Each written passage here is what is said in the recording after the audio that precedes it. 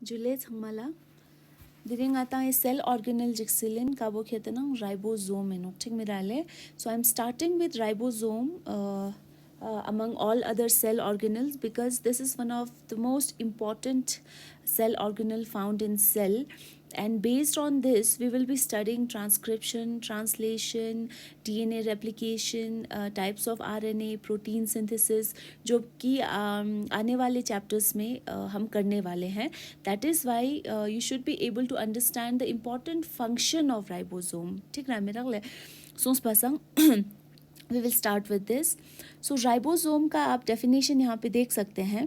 A ribosome is a complex cellular mechanism. ठीक है, so एक complex cellular mechanism है which is used to translate genetic code into chains of amino acids. ठीक है, so अभी आपको genetic code क्या है, उसी तरह कुछ चीज़ें जो है आपको complex लगेंगी समझने में.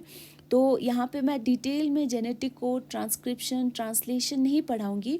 आई will just stick to function of ribosome. ठीक है, सो डोंट गेट कन्फ्यूज्ड. और आपको ऐसा नहीं लगना चाहिए कि इसका डेफिनेशन काफ़ी कॉम्प्लेक्स है. ठीक है, इसको सिंपल वर्ड्स में अगर समझें तो राइबोसोम एक ऐसा कॉम्प्लेक्स सेल्यूलर मैकेनिज्म है या एक ऐसा सेल ऑर्गेनेल है जो कि जेनेटिक कोड का मतलब ये हुआ कि आपके किसी भी सेल के अंदर you all know that DNA या आरएनए होता है as genetic material that carries the genetic information.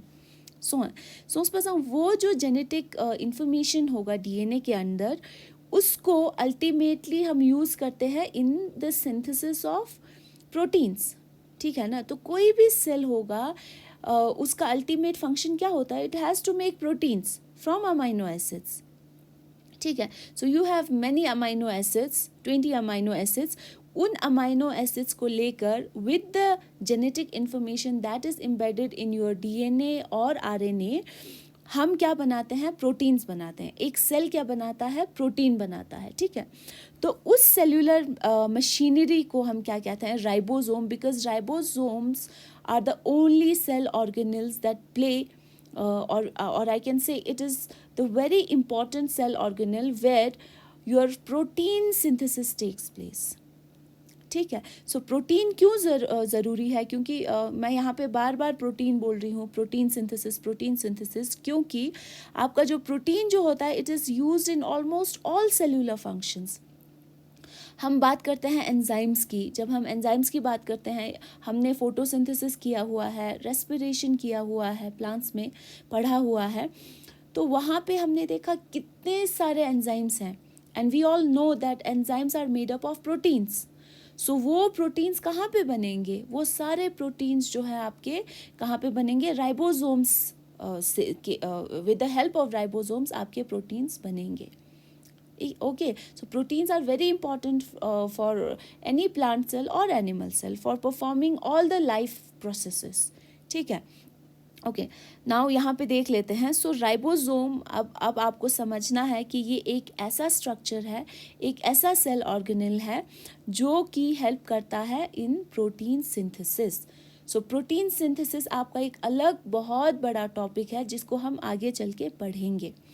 सो यहाँ पे मैं आपको थोड़ा सा शॉर्टकट में या ब्रीफली आपको थोड़ा सा सेंट्रल डॉगमा के बारे में बताऊंगी. ठीक है, so now don't get confuse कि मैं क्या बोल रही हूँ and all. So when I say central dogma, so central dogma का मतलब ये होता है कि किसी भी सेल में, ठीक है, so whenever your DNA replicates, क्योंकि डीएनए जो है रेप्लिकेशन करता है, we studied in cell cycle. ठीक है, सो उसके बाद क्या होता है कि आपको 3 चीज़ें याद रखनी है यहाँ पे. First is transcription, then you will remember translation, and then lastly protein synthesis. ठीक है, now what is transcription, what is translation, what is protein synthesis, ये सारी चीज़ें मैं डिटेल में नहीं जाऊंगी बट एक चीज़ आपको याद रखनी है, whenever I talked of a cell, तो मैंने कहा था whether be it plant cell और बी इट एनिमल सेल, उसमें आपका क्या होता है, सेल के अंदर you have nucleus. When we are talking about bacteria you have nucleoid. ठीक है. So in the cytoplasm you have many cell organelles embedded. So in the nucleus you have either DNA or RNA as the genetic material. ठीक है. So this genetic material contains the genetic information. So it has the information.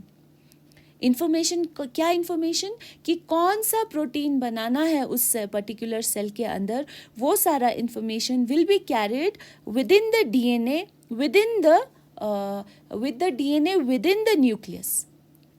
ठीक है. It can be DNA or it can be RNA depending on the life on the organism. ठीक है. So now DNA जो है आपका, that will transcribe this information to RNA.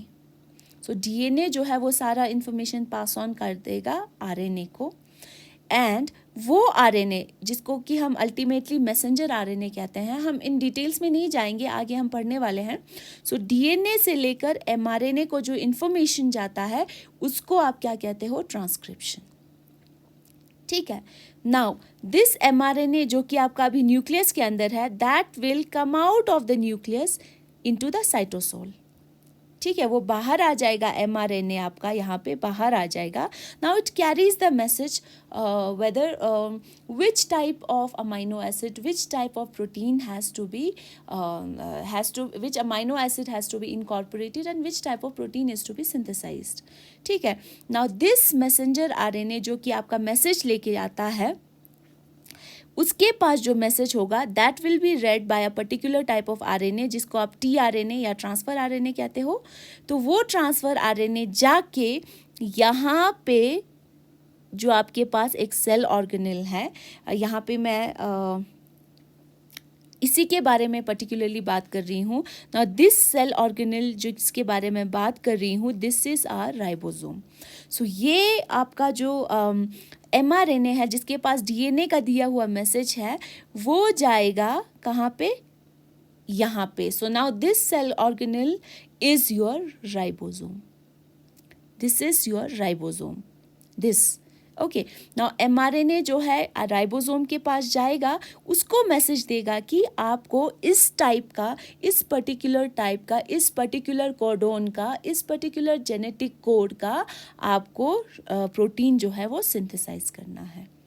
Alright. So now in सब चीज़ों से आप क्या समझते हो कि आपका राइबोसोम जो है actually it is the site where your protein synthesis takes place.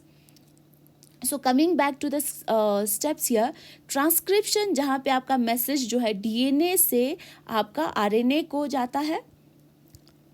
ठीक है. सो दैट मैसेंजर RNA जो आपका है वो न्यूक्लियस से बाहर आके ट्रांसलेट होता है mRNA जो है, और that is carried with the help of a tRNA into the ribosomes, to the site of ribosomes, और जहाँ पे आपका अल्टीमेटली क्या होता है, प्रोटीन सिंथेसाइज होता है.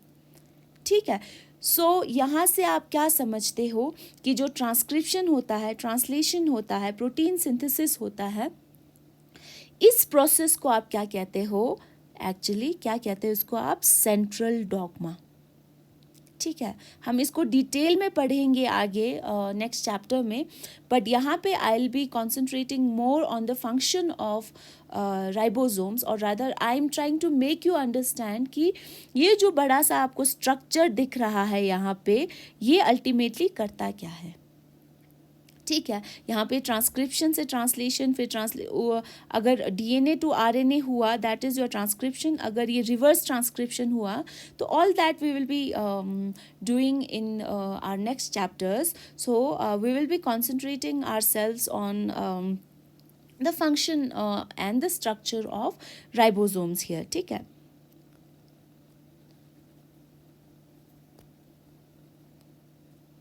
ओके.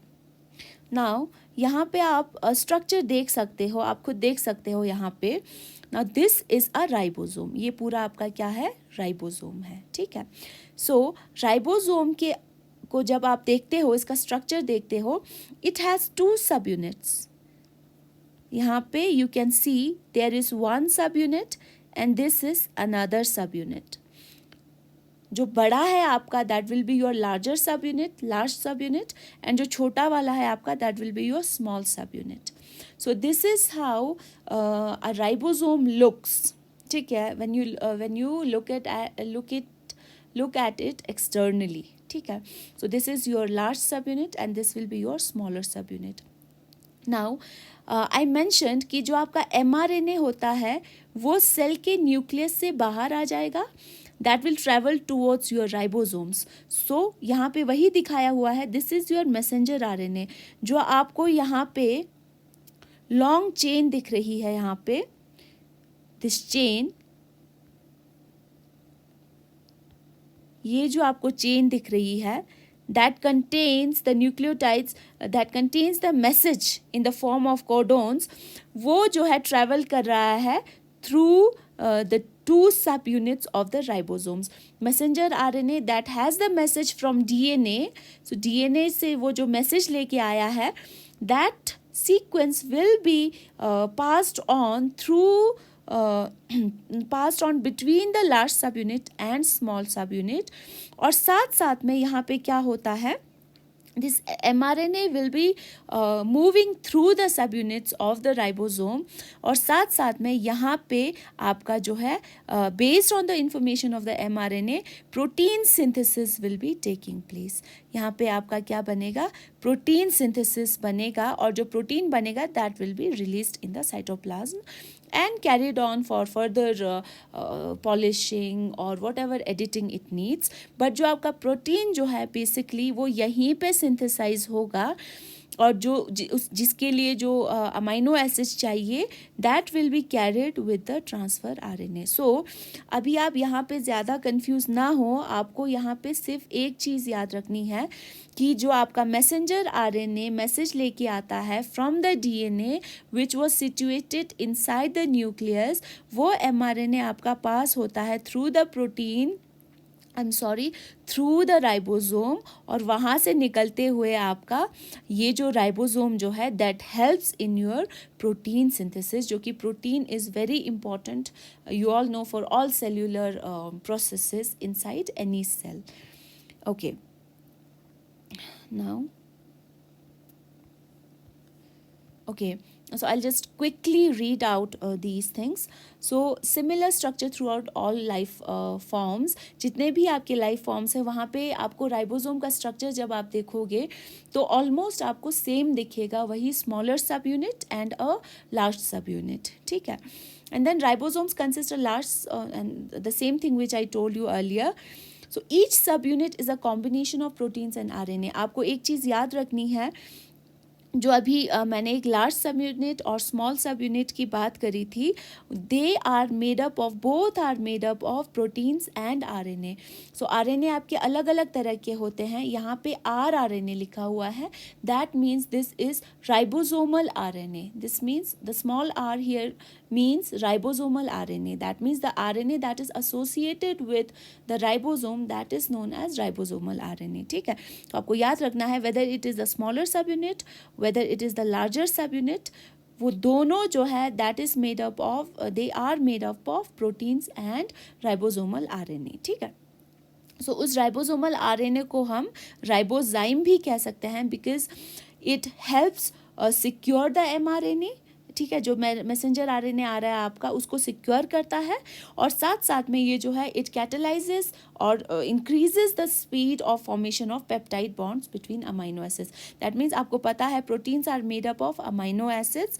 सो एक अमाइनो एसिड दूसरे अमाइनो एसिड के साथ जब जुड़ेगा, दैट पेप्टाइड बॉन्ड जो आपका फॉर्म होगा वो बनाने के लिए हेल्प आपका राइबोसोमल आरएनए करता है. ठीक है,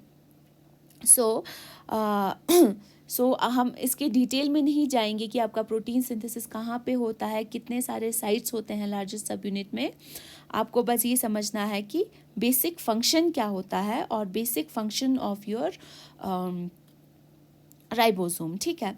एक चीज़ यहाँ पे लास्टली मैं कहना चाहूँगी कि जो आपका राइबोसोम जो है है उसके टाइप्स को हम in terms of Svedberg units में डिफाइन करते हैं।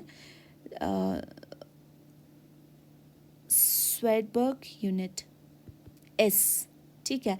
सो यूकैरियोट्स में आपका generally you will find 80s type of ribosomes and in prokaryotes you will find generally 70s, S will be your Svedberg unit, ठीक है। सो 70s type of ribosomes. So Svedberg unit क्या होता है? That is nothing but your sedimentation factor. अगर आप किसी चीज़ को किस रेट से, किस स्पीड से आपका sedimentation takes place in a centrifuge in अगर क्या करते हैं हम, सेडिमेंटेशन कोफिशिएंट अगर हम निकालते हैं उस टाइम पे आप देखते हो कि कौन सा सॉल्यूशन है जिसमें जल्दी जो है आपका सेडिमेंटेशन हो जाता है, that unit is known as Svedberg unit और you can say sedimentation unit here. So यहाँ पे आपका यूकैरियोटिक राइबोसोम्स का स्ट्रक्चर जो है प्रोकैरियोटिक राइबोसोम से थोड़ा बड़ा होता है। That is why you have your 80s type of ribosomes in case of eukaryotes and 70s type of what do you say, ribosomes in your prokaryotes, ठीक है। So both have again a small subunit and a large subunit, ठीक है। So this is all about your